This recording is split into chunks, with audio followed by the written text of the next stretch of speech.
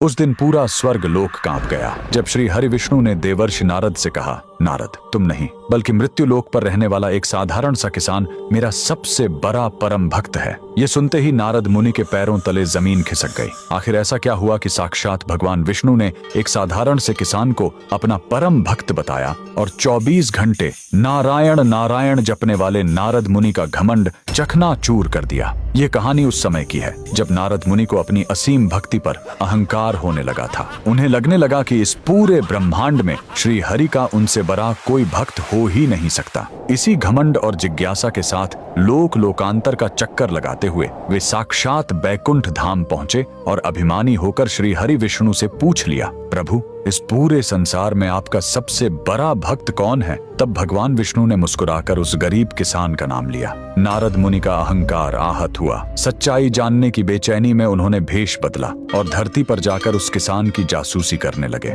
उन्होंने देखा कि वह गरीब किसान सुबह उठा, आसमान की तरफ देखकर हाथ जोड़े और कहा, राम राम प्रभु। फिर वह अपने खेत पर गया। दिन भर उसने चिलचिलाती धूप में अपने बैलों के साथ खेत की जुताई की। पसीने और मिट्टी में लथपथ होकर उसने अपना खून पसीना एक किया। शाम को थका हारा घर लौटा, रूखी सूखी रोटी खाई और सोने से पहले बस एक बार फिर आसमान की ओर देखकर कहा, प्रभु, तेरा कोटि कोटि धन्यवाद। ये देखकर नारद मुनि तुरंत श्री हरि के पास लौटे और थोड़े क्रोधित होकर बोले, प्रभु, उसने तो पूरे दिन भर में मुश्किल से 2 या 3 बार आपका नाम लिया होगा और मैं हर सांस के साथ आपका नाम जपता हूँ, फिर वो आपका परम भक्त कैसे? श्री हरि विष्णु ने उन्हें कुछ भी नहीं समझाया। उन्होंने बस सोने के एक कटोरे को तेल से लबालब भर दिया और नारद जी को देते हुए कहा, नारद, इसे लेकर पूरे ब्रह्मांड का चक्कर लगा कर आओ, लेकिन याद रहे, इस कटोरे से तेल की एक भी बूंद नीचे नहीं गिरनी चाहिए। अपने अहंकार में चूर नारद मुनि उस तेल से भरे सोने के पात्र को लेकर तुरंत ब्रह्मांड के चक्कर पर निकल गए। उनका पूरा ध्यान बस उस कटोरे पर था